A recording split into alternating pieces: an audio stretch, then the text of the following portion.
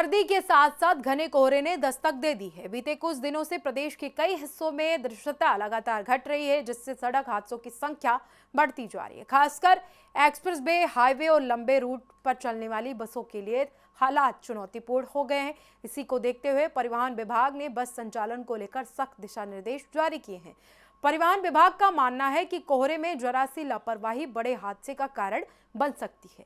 कई बार दृश्यता इतनी कम हो जाती है कि सामने चल रहे वाहन का अंदाजा लगाना मुश्किल हो जाता है। ऐसे में बस जैसे भारी और यात्री भरे वाहनों का संचालन और भी संवेदनशील हो चुका है। परिवहन विभाग ने अपने निर्देशों में साफ किया है कि यदि एक्सप्रेस वे या अन्य मार्गों पर दृश्यता 50 मीटर से कम हो जाए तो बसों को तत्काल सुरक्षित स्थानों पर रोका जाए। इसके लिए टोल प्लाजा, जन सुविधा केंद्र, विश्राम स्थल, अन्य चिन्हित सुरक्षित स्थानों का इस्तेमाल किया जाएगा।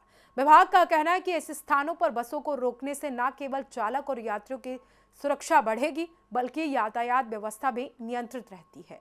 अधिकारियों को निर्देशित किया गया है कि वे पहले से ही अपने अपने क्षेत्रों में ऐसे सुरक्षित स्थलों की पहचान कर लें, ताकि आपात स्थिति में बसों को बिना किसी भ्रम के वहां पर रोका जा सके।